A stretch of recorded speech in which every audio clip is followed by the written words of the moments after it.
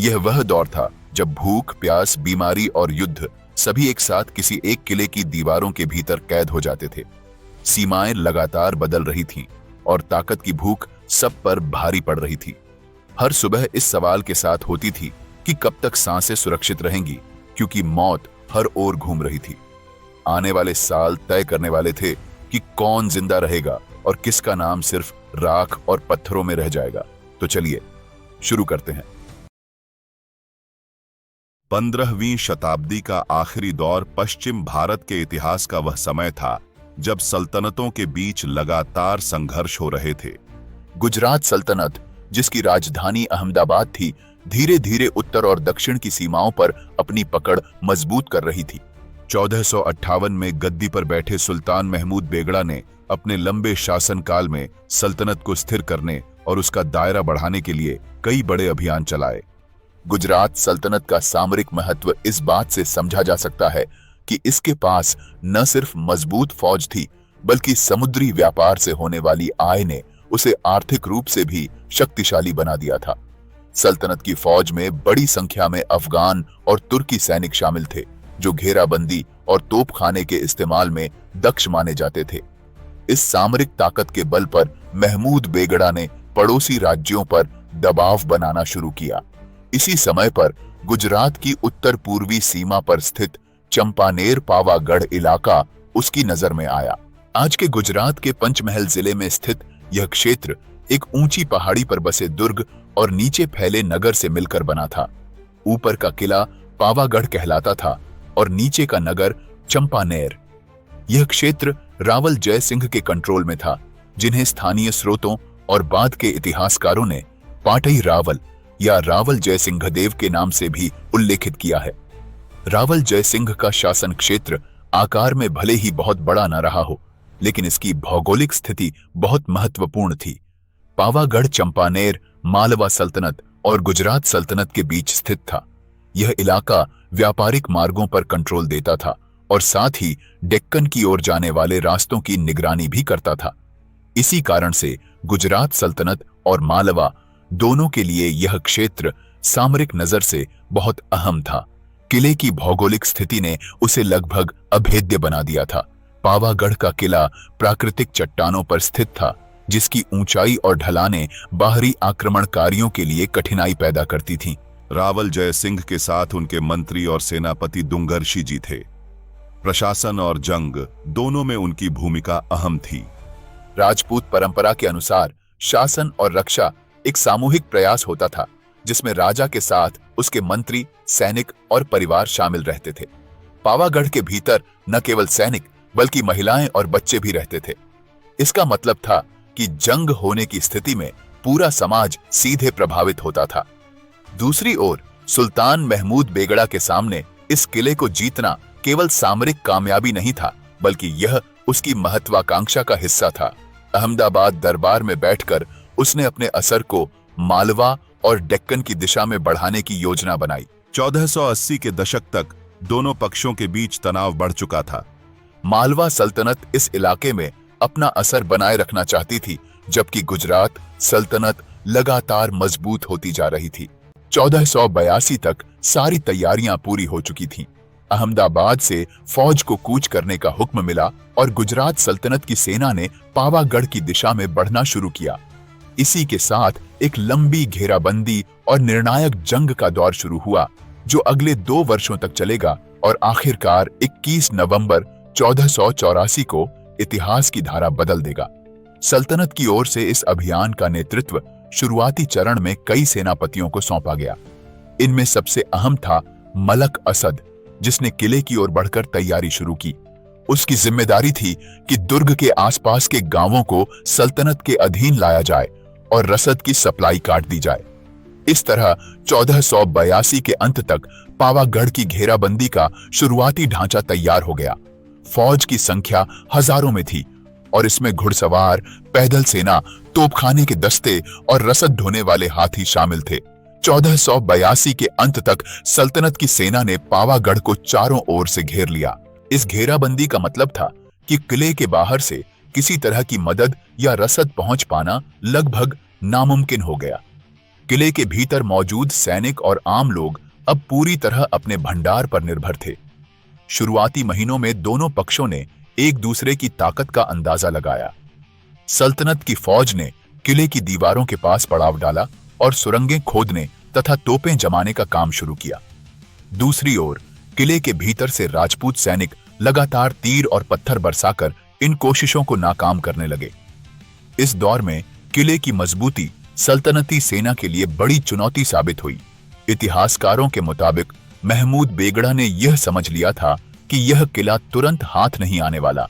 उसकी चाल यही बनी कि धीरे धीरे दुर्ग को थकाकर आत्मसमर्पण के लिए मजबूर किया जाए। इस बीच मलक असद ने दुर्ग के चारों ओर छोटे छोटे धावे किए। उसने कोशिश की दीवारों के पास सुरंगें बनाई जाएं ताकि कमजोर जगह ढूंढी जा सके, लेकिन शुरुआती चरण में ये कोशिशें कामयाब नहीं हुईं। किले के रक्षक लगातार हमलावरों को रोकने में सफल रहे। 1482 से 1483 की शुरुआत तक सल्तनती सेना ने पावागढ़ को घेरे रखा, जबकि किले के भीतर महाराजा रावल जय सिंह और दुंगरशी ने अपने सैनिकों का हौसला बनाए रखा। महिलाओं और बच्चों को सुरक्षित जगहों पर रखा गया और सैनिकों को लंबे जंग के लिए तैयार किया गया। यह साफ हो चुका था कि यह कोई साधारण जंग नहीं बल्कि एक लंबा संघर्ष होने वाला है। इसके बाद मलक असद ने किले के तलहटी इलाके में डेरा जमाया और वहां से लगातार छापामार धावे शुरू किए। उसकी कोशिश रहती कि किले की दीवारों तक पहुंचा जाए और रात के समय अचानक धावा बोला जाए। कई बार उसने अपने सैनिकों को सुरंगें खोदने का हुक्म दिया ताकि किले की नींव हिलाई जा सके, लेकिन किले के भीतर से महाराजा रावल जय सिंह और उनके मंत्री दुंगरशी की चाल ने इन कोशिशों को नाकाम कर दिया। राजपूत सैनिक दीवारों से तीर, पत्थर और उबलता हुआ पानी गिराकर सल्तनत की फौज की कोशिशों को रोकते रहे। हर बार जब मलक असद के सैनिक आगे बढ़ते, उन्हें भारी प्रतिरोध का सामना करना पड़ता। 1483 के बीच में एक निर्णायक टकराव हुआ। मलक असद ने बड़ी संख्या में सैनिकों को लेकर किले की दीवारों पर सीधा धावा करने की कोशिश की। उसने सोचा कि अचानक और तेज आक्रमण से किले का कोई दरवाजा तोड़ा जा सकता है, लेकिन इस चाल का नतीजा उलट गया। रावल जय सिंह ने खुद अगुवाई करते हुए जवाबी धावा किया। लड़ाई सख्त और भीषण थी। सल्तनत की सेना ने पूरी ताकत झोंक दी, लेकिन किले के रक्षक पीछे नहीं हटे। इस जंग में मलक असद खुद मैदान जंग में आ गया और सामने से लड़ने लगा। उसी दौरान वह बुरी तरह जख्मी हुआ। किले के रक्षकों ने उसे पकड़कर खत्म कर दिया। इस तरह 1483 में मलक असद की मौत हुई और यह सल्तनत की फौज के लिए एक बड़ा झटका साबित हुआ। इतिहासकारों ने लिखा है कि मलक असद की मौत से सल्तनत के सैनिकों का हौसला टूट गया। यह घटना इस लंबे अभियान के शुरुआती चरण में राजपूतों की बहादुरी और अटल इरादे का सबूत मानी गई। हालांकि यह कामयाबी हमेशा के लिए नहीं रह सकती थी। सल्तनत की सेना बड़ी थी और उसके पास साधनों की कोई कमी नहीं थी। मलक असद की मौत के बावजूद सुल्तान महमूद बेगड़ा ने घेराबंदी जारी रखी। उसने नए सेनापतियों को जिम्मेदारी दी और किले पर दबाव बनाए रखा। इस तरह 1483 का साल पावागढ़ की घेराबंदी के इतिहास में एक अहम मोड़ बन गया।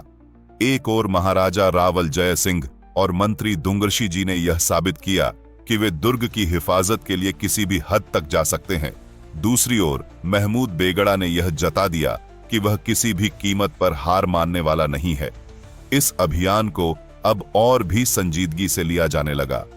तकरीबन 20 महीने तक चलने वाला यह घेरा धीरे धीरे जंग से ज्यादा सब्र और साधनों की कसरत बन गया। सल्तनत की फौज ने लगातार नई तरकीबें अपनाई।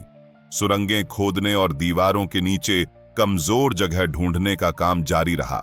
कई बार तोपखाने से दीवारों पर गोलाबारी की गई ताकि उनमें दरारें डाली जा सकें, लेकिन पावागढ़ की प्राकृतिक मजबूती और मोटी दीवारें आसानी से टूटने वाली नहीं थीं। किले के भीतर महाराजा रावल जय सिंह और मंत्री दुंगरशी जी ने सैनिकों का हौसला बनाए रखा। मौजूद खाना और पानी का बंटवारा एहतियात से किया गया। वक्त के साथ मुश्किलें बढ़ने लगीं। किले में खाना और ईंधन की कमी महसूस होने लगी। बीमारी फैलने का खतरा भी था क्योंकि लोग लंबे समय तक बंद माहौल में रह रहे थे। इसके बावजूद महाराजा रावल जय सिंह और मंत्री दुंगरशी जी ने आत्मसमर्पण करने से इनकार किया। सल्तनत की फौज ने जज्बाती दबाव डालने के लिए किले के आसपास के गांवों को लूटा और जलाया। मकसद था कि किले में बंद लोगों को यह यकीन दिला दिया जाए कि बाहर से कोई मदद नहीं आने वाली है। इतिहासकारों का मानना है कि इस 20 महीने की घेराबंदी में दोनों पक्षों ने भारी नुकसान उठाया। जैसे जैसे महीने गुजरते गए, महाराजा रावल जय सिंह और मंत्री दुंगरशी जी के सामने हालात और मुश्किल होते चले गए। 1484 तक पहुंचते पहुंचते पावागढ़ की घेराबंदी तकरीबन 1.5 साल से ज्यादा वक्त तक चल चुकी थी। जैसे जैसे वक्त गुजरता गया, भंडार कम होते गए। सैनिकों और नागरिकों को थोड़ी थोड़ी मात्रा में अनाज और पानी दिया जाने लगा।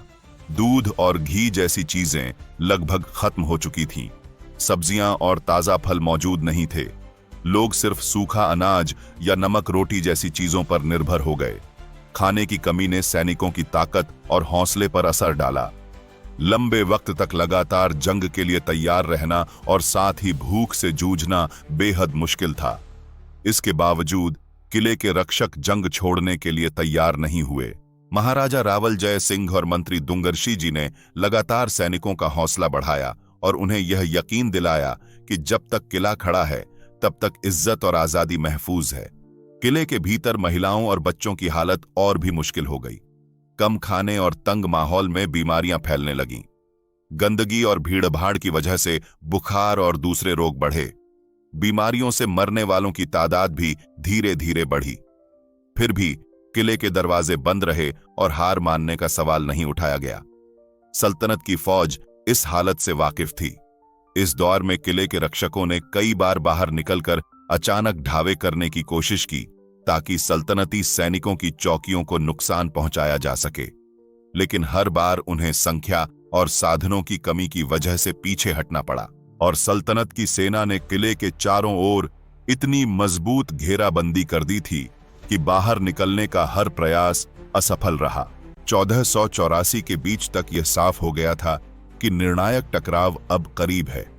सल्तनत की फौज लगातार दीवारों पर बमबारी कर रही थी और सुरंगों का काम लगभग पूरा हो चुका था। किले के भीतर भूख और बीमारी अपने चरम पर थी। दोनों पक्ष जानते थे कि अब अंत बहुत दूर नहीं है। बेगड़ा की फौज ने जज्बाती दबाव भी बढ़ा दिया। किले के बाहर ढोल और नगाड़े बजाए जाते, रात को मशालें जलाकर सैनिकों की तैनाती दिखाई जाती ताकि अंदर के लोग डर और थकान से टूट जाएं। छोटे छोटे धावों के जरिए किले की हिफाजती पंक्तियों को बार बार आजमाया जाता। राजपूत सैनिकों को आखिरी जंग के लिए तैयार किया गया। महिलाओं और बच्चों को यह बता दिया गया कि अगर किला टूट गया तो उन्हें दुश्मन के हाथों में नहीं गिरना है। इस समय जौहर की तैयारी भी शुरू की जाने लगी। राजपूत परंपरा के मुताबिक स्त्रियों ने अपनी इज्जत की हिफाजत के लिए सामूहिक आग में कूदने का फैसला किया। सल्तनत की फौज ने दीवारों के पास और सुरंगों में बारूद रख दिया। कई महीनों की मेहनत के बाद दीवारों को तोड़ने की चाल पूरी हुई। सल्तनत की फौज ने यह ठाना कि अब आखिरी धावा बोला जाएगा। तारीख लिखी है 21 नवंबर 1484। इसी दिन वह निर्णायक हमला हुआ जिसने पूरे जंग का नतीजा तय कर दिया। सुबह से ही सल्तनत की फौज ने चारों तरफ ढोल नगाड़ों और शंख जैसे जंग के संकेतों के साथ किले पर धावा बोला। दीवारों के नीचे बारूद लगाया गया और एक हिस्से में जोरदार धमाका किया गया जिससे पत्थरों की दरारें और चौड़ी हो गईं। इस तरह किले की मजबूत हिफाजत में पहली बार एक बड़ी सेंध लगी। यही वह मौका था जिसका इंतजार महमूद बेगड़ा की फौज कर रही थी। दीवार टूटते ही अफगान और तुर्की सैनिक तेजी से अंदर घुसे।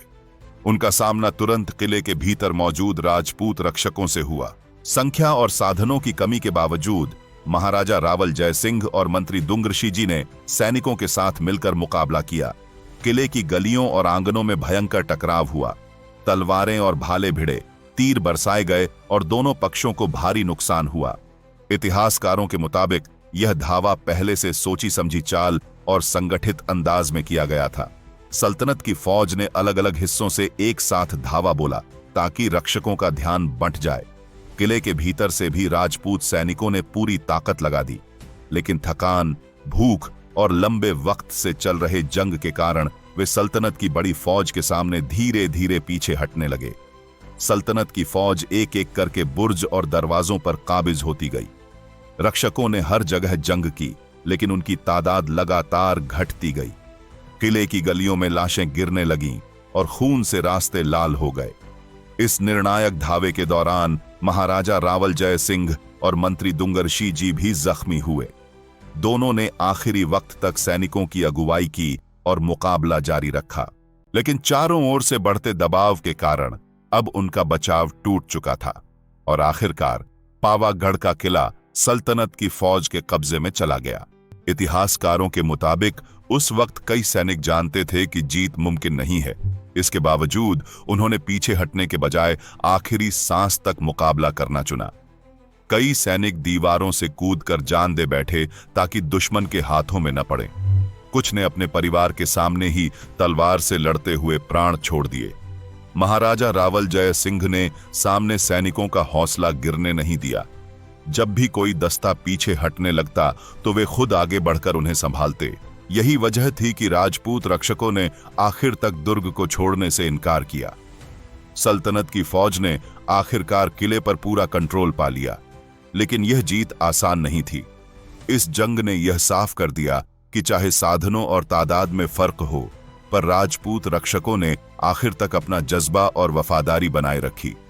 आखिरी दिनों में जब यह साफ हो गया कि पावागढ़ का किला अब ज्यादा देर तक नहीं टिक पाएगा, तब किले के भीतर एक और निर्णायक वाकया हुआ। यह था जौहर, राजपूत औरतों का सामूहिक आग में कूदना। राजपूत रिवाज में यह चला आ रहा था कि जब दुर्ग का पतन पक्का हो और औरतें दुश्मन के हाथों बेइज्जती का खतरा महसूस करें, तब वे सामूहिक रूप से आग में उतरकर अपने प्राण छोड़ देती थीं। पावागढ़ की घेराबंदी के दौरान भी यही हुआ। किले के भीतर बड़े पैमाने पर लकड़ी, घी और दूसरी जलने वाली चीजें जमा की गईं। औरतों ने अपने बच्चों और परिजनों को विदाई दी और सामूहिक रूप से अग्निकुंड में उतर गईं। A history of Gujarat book by James Burgess में उल्लेख है कि the ladies in the garrison had performed the jauhar. अंग्रेज द्वार के गुजरात गजेटियर और मौजूदा तहकीकात जैसे यूनेस्को नामांकन डोसियर भी इस वाकये को मानते हैं। जौहर के बाद किले का माहौल और ज्यादा खौफनाक हो गया। जब सल्तनत की फौज भीतर दाखिल हुई तो उन्हें सिर्फ धधकती राख और जले हुए कमरे मिले। यह मंजर इस बात का सबूत था कि पावागढ़ की औरतें दुश्मन के हाथों जिंदा नहीं पड़ी। इस वाकये ने किले की हार को सिर्फ एक फौजी शिकस्त से कहीं ज्यादा बना दिया। तवारीख में लिखा है कि पावागढ़ का जौहर गुजरात की सबसे बड़ी और भीषण वारदातों में से एक था। इस अफरा तफरी भरे माहौल में भी दो नाम सबसे ज्यादा उल्लेखनीय रहे, महाराजा रावल जय सिंह और मंत्री दुंगरशी जी। भारी संख्या में दुश्मन सैनिकों ने उन्हें घेर लिया और दोनों को बंदी बना लिया। समकालीन फारसी इतिहास ग्रंथ मिरात सिकंदर और बाद के विवरण बताते हैं कि जब इन्हें सुल्तान के सामने लाया गया तो उनसे धर्म परिवर्तन की शर्त रखी गई। महमूद बेगड़ा चाहता था कि वे इस्लाम कबूल कर लें ताकि उनकी जान बख्शी जा सके और सल्तनत की जीत को और भी शोहरत मिल सके, लेकिन महाराजा रावल जय सिंह और मंत्री दुंगरशी जी ने साफ इनकार कर दिया और इसलिए दोनों राजपूतों को बहुत बेरहमी से मारा पिटा गया। सिपाहियों ने उनके जख्मों पर नमक छिड़का ताकि दर्द और बढ़े। सुल्तान के सामने खड़े सेनापति ने ऐलान किया, अगर जान बचानी है तो इस्लाम कबूल करो।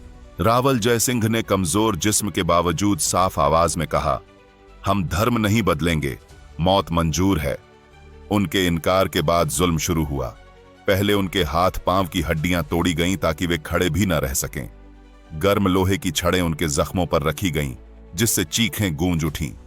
मंत्री दुंगरशी जी के नाखून उखाड़े गए ताकि वे झुक जाएं। महाराजा रावल जय सिंह को रस्सियों से बांधकर खंभे से लटकाया गया और कोड़ों से पीटा गया।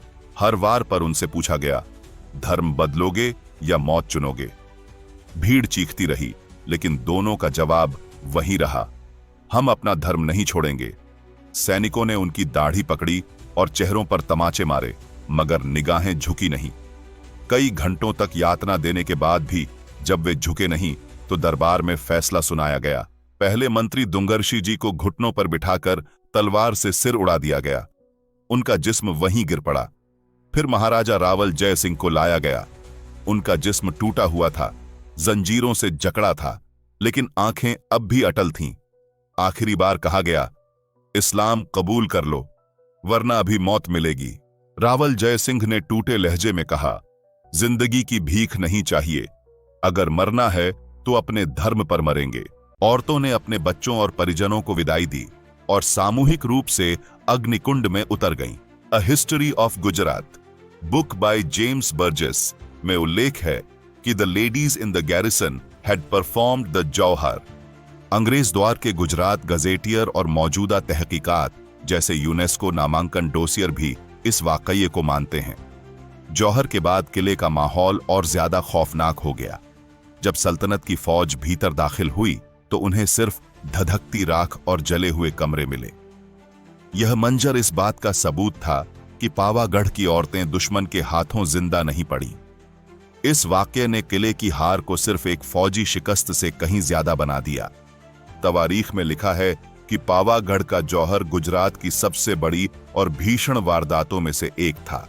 इस अफरा तफरी भरे माहौल में भी दो नाम सबसे ज्यादा उल्लेखनीय रहे, महाराजा रावल जय सिंह और मंत्री दुंगरशी जी। भारी संख्या में दुश्मन सैनिकों ने उन्हें घेर लिया और दोनों को बंदी बना लिया। समकालीन फारसी इतिहास ग्रंथ मिरात-ए-सिकंदर और बाद के विवरण बताते हैं कि जब इन्हें सुल्तान के सामने लाया गया तो उनसे धर्म परिवर्तन की शर्त रखी गई। महमूद बेगड़ा चाहता था कि वे इस्लाम कबूल कर लें ताकि उनकी जान बख्शी जा सके और सल्तनत की जीत को और भी शोहरत मिल सके, लेकिन महाराजा रावल जय सिंह और मंत्री दुंगरशी जी ने साफ इनकार कर दिया और इसलिए दोनों राजपूतों को बहुत बेरहमी से मारा पिटा गया। सिपाहियों ने उनके जख्मों पर नमक छिड़का ताकि दर्द और बढ़े। सुल्तान के सामने खड़े सेनापति ने ऐलान किया, अगर जान बचानी है तो इस्लाम कबूल करो। रावल जय सिंह ने कमजोर जिस्म के बावजूद साफ आवाज में कहा, हम धर्म नहीं बदलेंगे, मौत मंजूर है। उनके इनकार के बाद जुल्म शुरू हुआ। पहले उनके हाथ पांव की हड्डियां तोड़ी गईं ताकि वे खड़े भी न रह सकें। गर्म लोहे की छड़ें उनके जख्मों पर रखी गईं, जिससे चीखें गूंज उठीं। मंत्री दुंगरशी जी के नाखून उखाड़े गए ताकि वे झुक जाएं। महाराजा रावल जय सिंह को रस्सियों से बांधकर खंभे से लटकाया गया और कोड़ों से पीटा गया। हर वार पर उनसे पूछा गया, धर्म बदलोगे या मौत चुनोगे? भीड़ चीखती रही, लेकिन दोनों का जवाब वही रहा, हम अपना धर्म नहीं छोड़ेंगे। सैनिकों ने उनकी दाढ़ी पकड़ी और चेहरों पर तमाचे मारे, मगर निगाहें झुकी नहीं। कई घंटों तक यातना देने के बाद भी जब वे झुके नहीं तो दरबार में फैसला सुनाया गया। पहले मंत्री दुंगरशी जी को घुटनों पर बिठाकर तलवार से सिर उड़ा दिया गया। उनका जिस्म वहीं गिर पड़ा। फिर महाराजा रावल जय सिंह को लाया गया। उनका जिस्म टूटा हुआ था, जंजीरों से जकड़ा था, लेकिन आंखें अब भी अटल थीं। आखिरी बार कहा गया, इस्लाम कबूल कर लो, वरना अभी मौत मिलेगी। रावल जय सिंह ने टूटे लहजे में कहा, जिंदगी की भीख नहीं चाहिए, अगर मरना है तो अपने धर्म पर मरेंगे। और इतिहास बार बार यह सवाल छोड़ जाता है कि आखिर इंसान में इतनी हैवानियत आती कहां से है? क्या ये तलवारों की चमक से जन्म लेती है या फिर सत्ता की भूख से? क्या ये किताबों में लिखी जाती है या बचपन से ही दिल और दिमाग में उतार दी जाती है? हम इसे सिर्फ उस दौर की जंग की क्रूरता कहकर नजरअंदाज नहीं कर सकते, क्योंकि हाल ही में हमने पहलगाम में देखा, 26/11 में देखा और अनगिनत बार यही सवाल हमारे सामने खड़ा हुआ है। लेकिन ये सवाल आज भी उतना ही जिंदा है कि इंसान कब इंसान रहना छोड़ देता है। सदियां बदल गईं, सल्तनतें मिट गईं, लेकिन खून की प्यास वही रही। नाम बदलते रहे, चेहरे बदलते रहे, मगर इंसानियत को कुचलने वाली सोच आज भी जिंदा है। और शायद यही सबसे डरावनी सच्चाई है कि पत्थर टूट सकते हैं, किले ढह सकते हैं, मगर हैवानियत वो बार बार लौट कर आती है। और अगर यह कहानी आपको हिला गई तो आपको चित्तौड़ की घेराबंदी को जानना चाहिए, गागरोन की लड़ाई देखनी चाहिए और रावल भीमदेव के दिल्ली सल्तनत के खिलाफ साहसिक प्रतिरोध से रूबरू होना चाहिए। अगर आपको हमारा रिसर्च अच्छा लगे तो नीचे डिस्क्रिप्शन में दिए लिंक से सपोर्ट करें। जय हिंद, जय भारत।